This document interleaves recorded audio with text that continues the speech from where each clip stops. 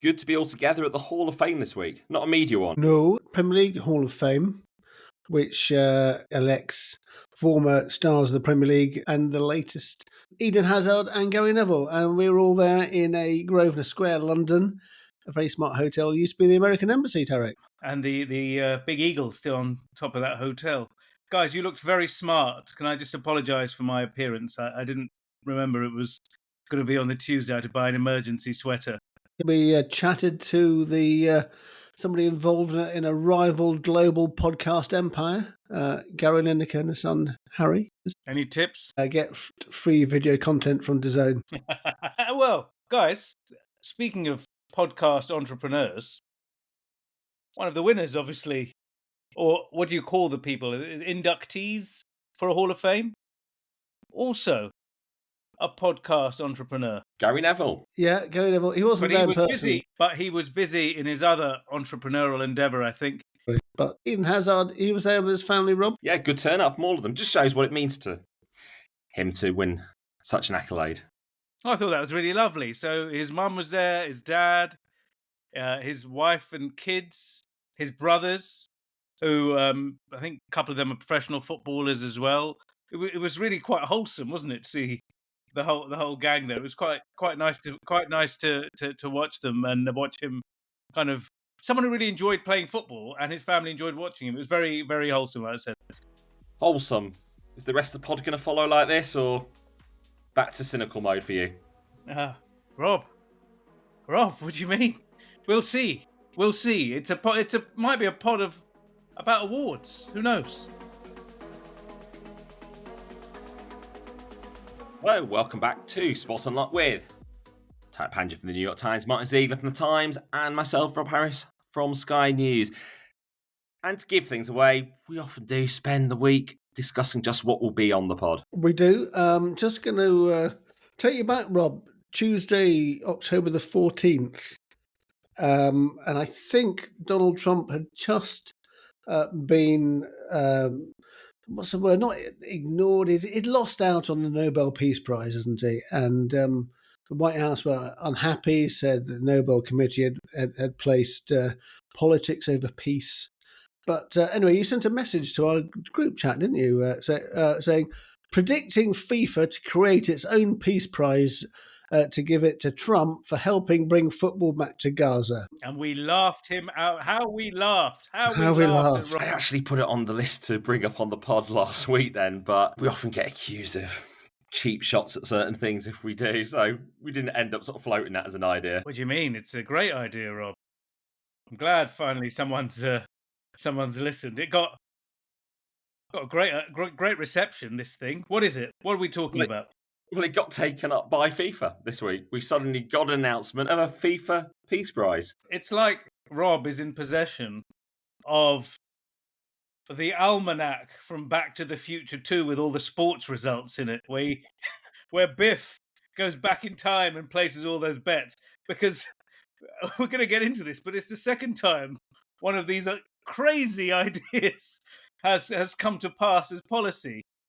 This one's actually going to happen, and we're going to talk about it. But Rob, there was another man who probably wishes to thank you, Mr. Watanabe. The 24-hour Olympics plan. It could still happen one day, part of his bid for the IOC last year. Maybe an Olympics that unites the world would have put him in contention for a Peace Prize. The FIFA Peace Prize, because we don't know any detail of how the selection process is going to take place, but seems to have a good idea who the winner will be. Well, we know when it's going to be awarded. So this is going to be awarded on the 5th of December, drum roll, in all places, Washington, D.C., at the Kennedy Center, or the Kennedy Trump Center, as Gianni Infantino and Donald Trump have referred to it as. This is the FIFA Peace Prize. Football unites the world. And it's going to be bestowed on an annual basis. And this was dropped in a press release a month before the actual award, Wednesday, the 5th of November, just suddenly announced. Surprised FIFA's most senior leadership, by all accounts, as well. A lot of people were surprised by this. It just reminded me of that press release that dropped to say that the World Cup 2034 is suddenly up for grabs and is going to be decided in a couple of weeks. The one that ended up in Saudi Arabia. Well, I mean, I think basically everybody assumes it's going to go to the Venezuelan activist. No, sorry, it's going to go to Donald Trump. Because yes, it's going to. It's happening just before the draw at the John F. Kennedy Cultural Center, now run by Donald Trump. And Gianni Infantino himself has said previously that actually Trump should get the Nobel Peace Prize for the Gaza-Israel peace plan. So it's not so much whether he deserves it or not. It's the fact is, why is FIFA creating this? And everybody I've spoken to basically thinks this is just an excuse, another reason or opportunity for Gianni Infantino to basically butter up Donald Trump, which he's done time and again. Well, maybe he's run out of trophies to hand out, because obviously he's already given the Club World Cup trophy, the replica Men's World Cup. And maybe there's something new needed to be created, and we've got this FIFA Peace Prize. A pair of them were together in the same room again this week at a conference in Miami under the auspices of the Public Investment Fund of Saudi Arabia. The president of FIFA, Gianni Infantino. FIFA, where's Gianni? Whoa, Gianni, my boy. I didn't know he was going to be here. He's big stuff. And it's probably the most effusive we've ever heard Gianni Infantino about Donald Trump. He has such an incredible energy, and this is something that I really admire. He does things. He does what he says. He says what he thinks. He says actually what many people think as well, but maybe don't dare to say, and that's why he's so successful. Right. And I have to say, I am a bit surprised sometimes when I read some comments, some negative comments, because as far as I'm not American, but as far as I understand, President Trump was elected in the United States of America. He was quite clearly elected. Very much so. And when you are in such a great democracy as the United States of America, you should first of all respect the results of the election, right? And then, again, he was elected based on a program, based on what he said, and he's just implementing what he said he would do. So I think we should all support what he's doing, because I think he's doing pretty good. Yeah, absolutely. Right? And for FIFA, even more. Very political. Extremely political. And look, on one metric, you could say Gianni Infantino is a content magnet.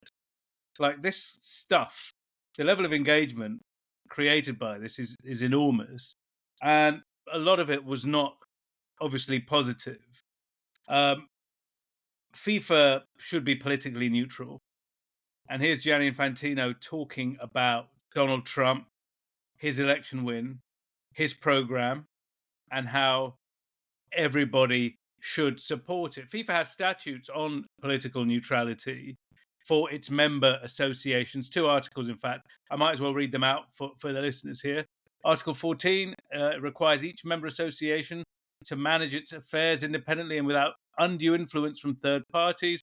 Article 15C states that member association statutes must comply with the principles of good governance, including, quotes, to be independent and avoid any form of political interference. Now, this doesn't apply to FIFA itself, maybe, but it doesn't look good if FIFA is not practicing what it preaches. Is it being political backing the elected leader of a country? Democratically elected, as Gianni Infantino said. It's not so much, it's him saying he's doing a great job. He's just doing what he said he was going to do. He's saying things other people don't dare to say. It's all a bit...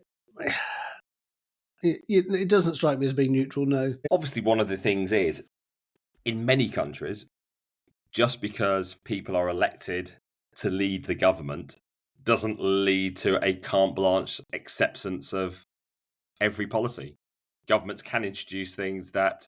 We can have controversial policies introduced on migration in certain countries, discriminating against minorities. Just because someone is the leader doesn't mean there's a complete acceptance that those policies are right always. Well, his posture, though, Infantino's that is, has been to cling on to Donald Trump for dear life and be steered by him, and that puts FIFA and him in an invidious position now.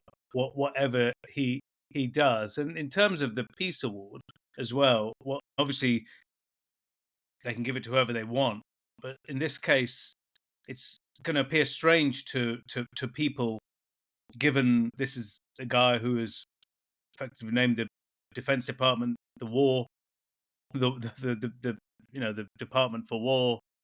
This is someone who is a polarizing figure globally.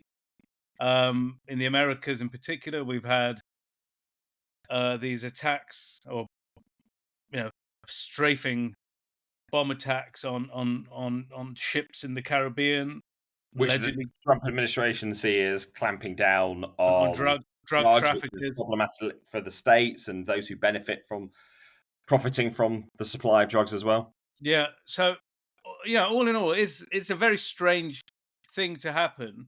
But is it a very surprising thing? Probably not, given the direction message of travel. that I sent a few weeks ago. Yeah, I mean, you Exactly. predicted it. No, you predicted it brilliantly, Rob.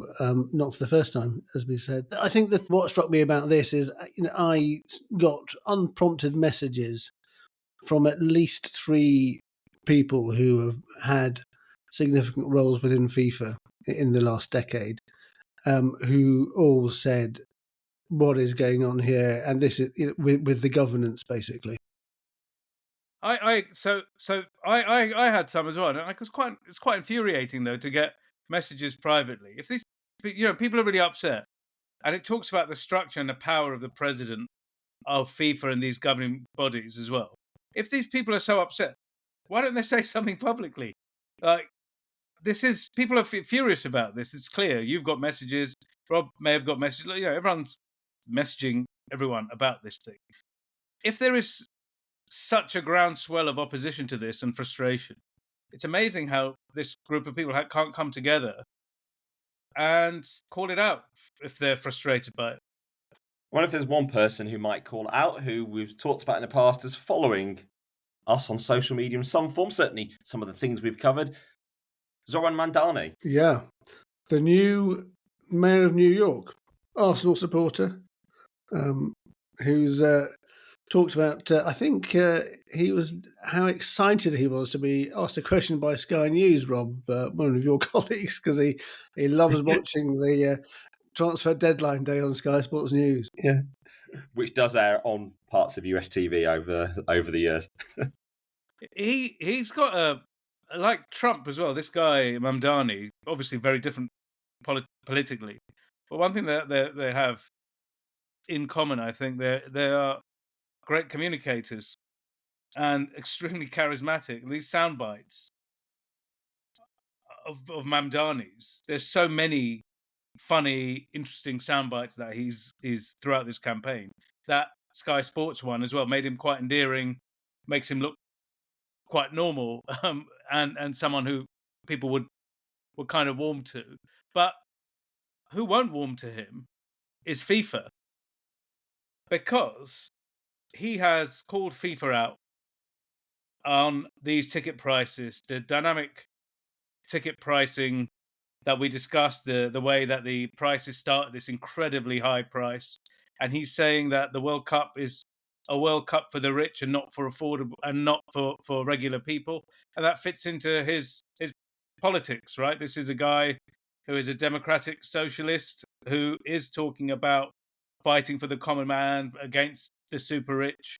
And it'll be interesting now with the World Cup 6 months down the line, with World Cup final in New Jersey, but in New York, New Jersey, how FIFA deal with him and how he deals with them. Well, he has absolutely no power over it because there are no World Cup games under his New York jurisdiction at all. So it just seems something to make a stand, to be heard, where he can't intervene in any way. And that's because the final, people might think, was in New York. Well, exactly, yeah. Rebranded MetLife Stadium in New Jersey as New York, New Jersey, because I suppose we'll have a lot of the FIFA world in New York. Will Mandani actually want an invite? Will he go to games? Can he go to games now he's called out the ticket prices? Does this now prevent the big football fan going to any of the matches when he's been so critical of the pricing structure. Well, I predict if the pricing structure stays the way it is, he won't go to games. And Rob, this is not a Rob Harris prediction, so this might be wrong, but I predict he won't go. My prediction is he does stuff in New York, but not the FIFA fan zone. I think there'll be a regular person fan zone or something around it to differentiate him and his city from FIFA and the World Cup. Well, politics and football, people say they never mix, but they mix all the time. And they mixed very much so where you've been this week, Rob. Yeah, not seen anything quite like it necessarily in this country in terms of how politicised a game could be. This was Aston Villa's match against Maccabi Tel Aviv in the Europa League. Of course, fans of Maccabi Tel Aviv banned, but a huge policing operation that I was witnessing, saw some of them building up during the day, gathering from dozens of forces from around the country, then descending on the stadium. And we can get into some of the reporting that happened, but ultimately on the night, it largely passed off peacefully. There were a few scuffles, few agitated moments, a few times that the police had to go charging down. There was a big contingent of pro-Palestinian, anti-Israeli protesters on a grass verge right next to where Villa fans arrive in turnstiles on a main road. This isn't an out-of-town stadium like in the United States, surrounded by houses, surrounded by narrow public roads where people could go on. And maybe it was some of the Villa fans who were part of the keep politics out of football sort of position, some with union flags, goading a bit, and then there was a bit of sort of agitated moments, but it never really created a flashpoint. A few Israeli activists, not many, some feeling that they'll deny the chance to get close to the Palestinian protesters, but that's where the police were trying to keep a separation. And the result was 2-0 Aston Villa. Yes, indeed. Actually, I thought 11 arrests pretty low, shows a sort of this huge 700 strong police force obviously did its job. I think sort of on a more broad level, Rob, you did an interview with a local police superintendent who clarified exactly why the ban had been imposed in the first place. Yes, because we've never actually heard from the police on the record why they put the ban in place. They said it was based on intelligence and past incidents, referring to what happened in Amsterdam a year ago, which was Maccabi Tel Aviv fans involved in unrest, heard chanting anti-Arab slogans, ripping down Palestinian flags. The Maccabi fans were attacked by locals, led to conviction. So that's the key bit of detail around that. But then it's being analysed over the scale of what happened in Amsterdam. So we never knew just what intelligence led to the ban being imposed by Birmingham City Council Safety Advisory Group based on West Midlands Police advice. The government in Westminster protested against it. They tried to get the ban overturned. They said it was effectively anti-Semitic, unfairly tarnishing the entire Maccabi fan base by banning them all. But what Superintendent Tom Joyce told me from West Midlands Police, he blamed significant hooliganism in the Maccabi Tel Aviv fan base, which led to this decision. So he was looking at a very specific piece of intelligence. Rob, did you get a sense from him that the politicians, certainly the government, had they been briefed about this? Because they took it in a completely other direction. Whereas, this man whose job it is to police this says it was to do with a very specific thing. And we've seen fans banned in other parts of European competition this season without any of the kind of backlash and the drama and the bigger politics attached to it, perhaps for obvious reasons. But this guy to you is suggesting this is a football intelligence-led reason, and that's what they've done. Yeah, I asked him, you seem to be potentially portraying them as like one of the worst in European football, and does this now set a new precedent? He said it's not a new precedent. It's one we would use rarely clearly. Now, this is the West Midlands Police conclusion. They have operational independence. That was one of the issues when Keir Starmer said that they wanted to overturn, that they don't actually have the authority to demand that it's overturned. But it's actually just West Midlands Police coming up with their own assessment. Another force could actually analyse the same information and conclude differently. And it could be that there are issues found with how they reach this conclusion, because, of course, not every force would say because of this it means there should be no fans. They might just put different mitigations in place. You might have a stadium that's in a more convenient location to separate fans that is less problematic as well. Yeah, I mean, I think a couple of things I'd say about this. One is, I don't think a police force could perhaps make that judgment on this hooligan element without thinking actually what it means in terms of the potential flashpoints with the anti-Israel protests going on at the same time. I don't think it surely it's not. He's not looking at this hooligan issue in isolation, because that would seem to be a bit odd. And the other thing I think is quite important to say is that the government jumping up and down about this and said that what's going on here. Apparently, Home Office were told about this beforehand. That they made aware of what the police were going to be said. And this is probably the West Midlands Police saying we can't afford to police this as it is. And this is what we're going to say in the Home Office. I think we're informed about this, and then next thing you know, they're jumping up and down about it. A week before. So, and also the context is important here. When he was talking about the hooligan element, it's not in isolation. It comes a year after, as you said, what happened in Amsterdam, and the West Midlands Police obviously had briefings from police in Amsterdam. So there's quite a lot of security elements related to this, but it became obviously a political football, and potentially, and you get a sense it always was going to, given the atmosphere we're currently living in the UK. The day before the game, I interviewed the Maccabi chief executive, Jack Angelidis, who claimed that falsehoods had been spread about the fans, that there was hatred being spewed. He said there was a lack of clarity over the reasons for the ban. He didn't know. But what he did talk about is the fact that they do have a long road to go to deal with racism in their fan base, and the fact there are issues to address. But he characterised that as being something that many clubs do have to contend with as well. But he did talk about it head on. He wasn't trying to hide away from the fact they do have a problem. Well, they do, because we talked about it on the pod before. His club ranks highest for racist incidents in Israeli football, so it's hard for him to walk away from that one. Whereas Aston Villa didn't want to talk about it at all. If you heard the post-match press conference, the Aston Villa press officer intervening to stop even a question about Maccabi Tel Aviv having to get to the stadium several hours early. Interesting. And what was his justification for intervening? They only want to talk about the match itself and Villa's own preparations, not caring about the opponents. Whereas Unai Emery, the manager, did then effectively say that he's not familiar with the politics and didn't want to get into politics, which obviously he was confident enough to just be able to articulate that, which means in his own voice to say if he wanted to discuss it.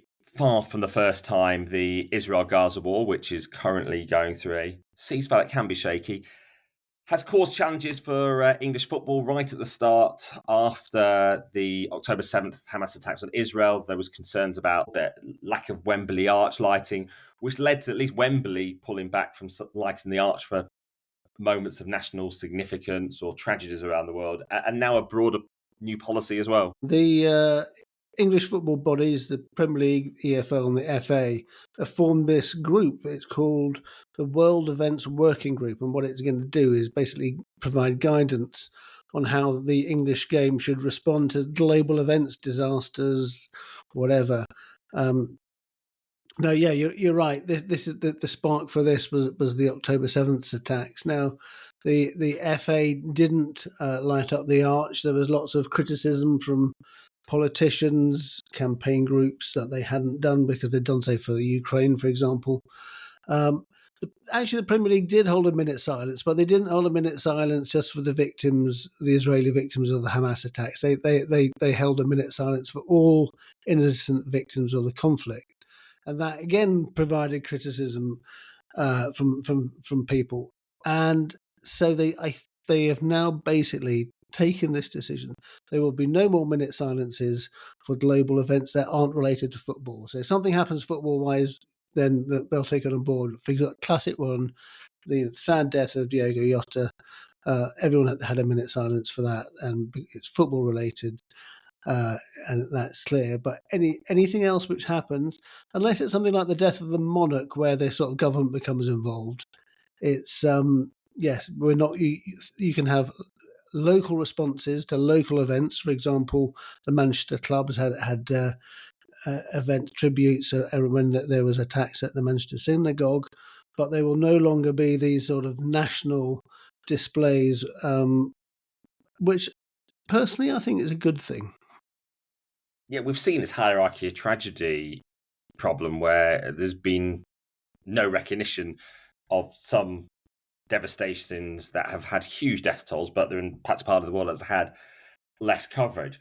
A bit like, I suppose, for some, there's been less focus on Sudan, where there have been, hundreds of thousands of deaths in the war there. Absolutely, yeah. And there was a massacre in the city of Al-Fashir this week. Mass killings, horrible, horrible stories from there. And this is related to an ongoing civil war there involving this Rapid Support Force militia, which, according to the United Nations and other governments, is backed by the United Arab Emirates. And that brings it closer to football again. Myself and my colleague Declan Walsh, earlier this year, we wrote a story about the Man City owner, Sheikh Mansour, who has acted as a kind of handler for the UAE's relationship with this group, and provided them with these arms. And City, ahead of the women's game last week, there was a protest from fans there, or protesters there. And look, this is a situation that is going to be hard to shake for the UAE, and the link to Manchester City and Sheikh Mansour. So maybe in the next weeks, while we won't see arches being lit at Wembley or minute silences for the tens of thousands of people who've died here, we may see some protests.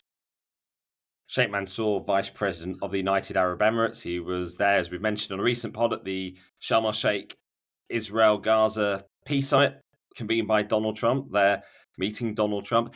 Has there been any response when you put this to the government in the UAE or Manchester City? No, we didn't get a reply at all about that. It's interesting. The UAE, though, have, under pressure, it seems like, because these are very damaging headlines in the last week, have called for calm in the region and have called for peace, etc. But they are allied to this group that has carried out these horrific attacks. Yeah, I mean, I've seen some evidence have been sent to me, not been confirmed, but showing bank transfers of involving first Abu Dhabi Bank, which is Manchester City's sponsor, basically money going from there to fund this force in Sudan. So it all does seem to be potentially quite embarrassing for the UAE, but it does seem to be their sort of the approach of the UAE in the Horn of Africa. Yeah, in the last week, going back to Rob's point, they have denied supporting or arming this group, but there's so many reports out there, including from the United Nations. Yes. Well, could this type of things cause challenges for the football regulator, David Cogan? Obviously, no ability to intervene on matters of foreign policy or human rights, but shows what some fans might expect a regulator to be able to do. Yeah, that was ruled out very early on, that there would be any thing about doing with, for example, state-connected football clubs or state-owned clubs. So, but he's had his own, not him actually, but Lisa Nandy, the Culture Secretary of State for Culture, Media and Sport, has landed herself in hot water over his appointment as the chairman of the regulator, with Parliamentary Commissioner of Public Appointments, saying there have been 3 breaches of the government's code around appointments because they hadn't sort of declared the fact that he'd been a donor not only to Keir Starmer's leadership campaign, but Lisa Nandy's own leadership campaign. So, for people not fully aware of this or how this stuff works, including myself, did she not know that he had donated to her campaign, or what? Well, she said in a letter to Keir Starmer that she declared the donations as soon as I discovered these donations existed. So after the appointment or before? After the recommendation, when he said, when he told the select committee that he'd made the donations to her. So she is saying she didn't know this beforehand because it was less than the amount that you need to register under the register of interests, and that it was a genuine mistake. But it took quite a long time. I think it took a full week after he'd said he donated to her campaign for her to then declare it and say she was going to step aside from the process. But maybe it was a chance to thank him for the donation. Yes, that's right. But does it mean anything, guys? Well, does it mean anything though practically? It doesn't. It doesn't mean anything for Cogan's position or his appointment. That the commission's made that straight. Keir Starmer says he accepts her explanation and nothing's going to happen, but they're going to sort of try and tighten things up. But I've had 2 people who are both hopeful of getting the regulator's job and lost out, who are saying, "What is going on here? Does this explain why somebody who, on the face of it, David Cogan, has no regulatory experience, why he's got the job and others who have regulatory experience didn't?" Do these guys want to come and talk publicly about this frustration at all? Ooh, almost certainly not. There's many things. It's the perception of a conflict of interest, even if there isn't directly one or an attempt to interfere, but it's just caused new embarrassment for the government with a sort of series of issues over probity and decision making and appointments and processes leading to appointments in the spotlight. We've not heard much recently from the government on their attempt to force Roman Abramovich to agree to the release of the proceeds of the sale of Chelsea from 2022, when the sanctions were imposed at the start of the full-scale Russian invasion of Ukraine. It led to being forced to sell the club under the then Conservative government. This money, we've been waiting for it, but we've also been waiting to discover the accounts of one of the holding companies of Chelsea in the Abramovich era. But now those accounts have been filed to the Companies House Register, giving us quite a bit of an insight. They have. And actually, it creates quite a lot of controversy and uncertainty over this money. It's Fordstam Limited, the company owned by Roman Abramovich, used to be the holding company for Chelsea. The 2.3 billion he got from Chelsea is still frozen in the bank accounts of Fordstam. Now, the idea is all that was going to go to a charitable foundation to help the victims of the war in Ukraine.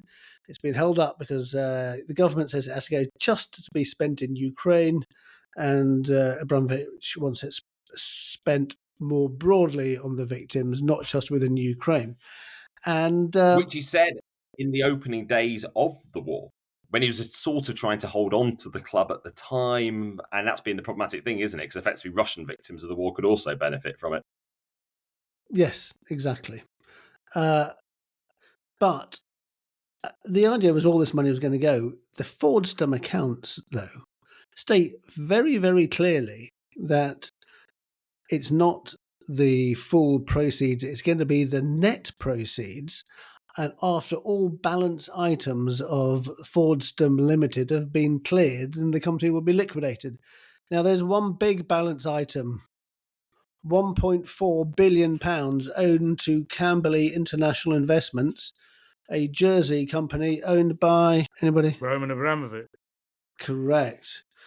So this is the money he'd injected into Chelsea as a loan, And it's basically stating they're going to need that to be paid back before, and then only the net proceeds, which would be £923 million, would go to the charitable foundation.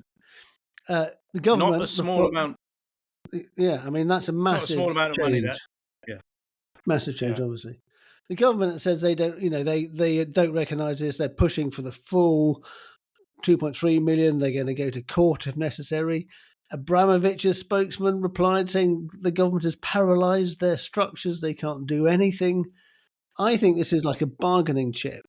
It's basically Abramovich saying, if you don't do what I want, I'm going to dig my heels in and say that we need this loan repaid before, and only the net proceeds can go. And I think this is, because the government has talked about legal action going to court. I think this is Abramovich hitting back. And against the backdrop of all this, well, many would have hoped the war would be over by now. Donald Trump certainly said he'd end it immediately after entering power. Whether or not there's a hope that you keep this process going on and the war might end, that changes the dynamic over sanctioning. Yeah, so it's 3 years since Chelsea was sold, since this fund was not even set up, because not a penny has been spent, as has been frozen in that account. But my question is, Ziggs, you saw this because Fordstam, the company, published its accounts on Companies House, the company's registered in the UK. Did it not mention them in the accounts the year before or the year before that? Did they just change the terms of this? Because it has been 3 years. These are the accounts only from 2022, aren't they? That's correct. These are only the accounts from 2022, but they were signed in October 2025. So they are up to date. So the things they talk about in terms of paying off balance items, that was written and signed off in October, just gone. So although the accounts they were delayed, the account. Yes. Abramovich has kept very quiet over the last few years, never said anything either for or against the war. I think we might have floated it on the pod before, whether or not one day a foundation overseen by Abramovich getting to distribute the funds from the war, which gives him the ability to be the person seen to be helping the rebuilding and the recovery. Well, you heard it here first. A Rob Harris prediction of a Roman Abramovich charitable foundation following, which we hope will following the end of this war very soon. Yeah, because if it say the war does end and heat sanctioning gets lifted and accounts are not frozen, I don't think there's any legal obligation for him to hand the money over then. It's just, and then he can say, yes, it will go to charitable foundation and I will do it. And Rob, third successful prediction in a row. But so just on the details, Ziggs, let me ask, just because people will be wondering, I'm wondering as well. When Chelsea was sold, is it just like a public statement then that there's a charity, or was there a contractual promise to anyone of a charity existing? Because it seemed like that was part of the whole package, or is it just some bloke putting out a press release? No, Abramovich, there was a statement in the days after the war began. Yeah, is that it though? No. There's an agreement. There's an agreement that the government allowed the sale to go ahead, even though it was sanctioned, and with a legal agreement that the money would go to help to this charitable foundation. But the foundation has been set up; they just hasn't spent any money. Well, he can't buy. What I'm saying is, he can't go and buy a big yacht with the money. No, it has to go to charity. Well, okay. At the time it did, but he said at the time the net proceeds. Okay, he did say he wouldn't be calling in the loan as well, but now things seem to have changed. And as I say, I think this is a sort of bargaining position. Well, we'll wait to see what happens with those talks and just what happens to the release of the funds. Somewhere we don't talk about that often on the pod in terms of sports events is Saudi Arabia. Very rarely. The lesser said, little known kingdom of Saudi Arabia. What's going on there? Do they want the Olympics one day? Well, maybe this is a precursor to the Olympics, because underway now, we've just had the opening ceremony for the Islamic Solidarity Games taking place in Riyadh, with 23 sports, 57 countries, all part of this event. And in the build-up to the games, had a chance to talk to the Secretary General of the Islamic Solidarity Sports Association, Nasser Majali, just to find out what it's all about. It gives a lot of these cities the chance to host a major games and really put a spotlight and highlight on those cities and their capabilities for future also hosting of even bigger events. Just from a statistics point of view, although Muslim the OIC member countries have about 25% of the world's population, only 7% of the medals in the Olympic Games are from the 57 member countries. That disparity in percentage means that the policy and prioritization of sport needs to be upped. And this is part of the mission of the ISSA, not just to do so, but build those inspirations that eventually really work on human development in those countries. We see in this country, in Britain, where there can be struggles and pathways for Muslim athletes, particularly to make it to the top in various sports. There can often be a blockage in terms of becoming those professionals. Would you encourage in future, or hope to see, the British Olympic Association send a delegation to the Islamic Solidarity Games? We always love seeing very good quality sports within our games, within our countries, within the members, all across the members. It's that all the engagements are welcome if they fit within the strategy and if they fit within the best quality events that we can have. And this is a chance to combine both sport and the Umrah pilgrimage to Mecca. That's always of added value for anybody who comes. It's part of what this host country is able to provide.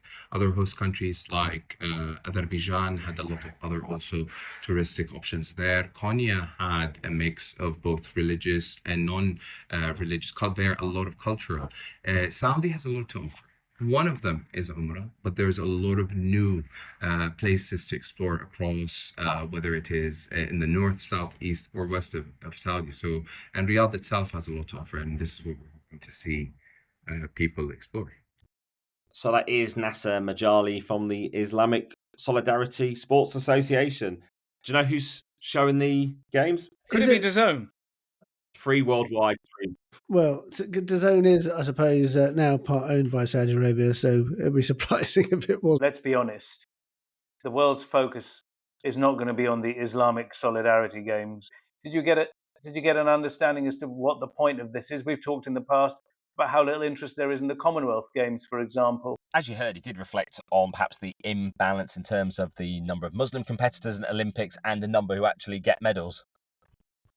Well, but this event, you were saying, is not for Muslims. It said anyone can join. Is it just a brand, the Islamic event?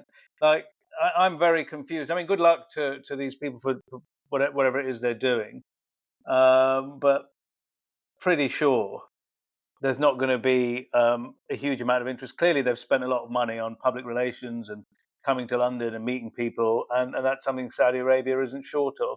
So, yeah, it'll be interesting or not to see how this thing pans out. No football, but there is futsal. There you are. Chance for minority sports to have another event, and for athletes from other parts of the world to come and compete, and chance to win medals. Well, always good to shine a light on a different event that we don't usually cover on the pod.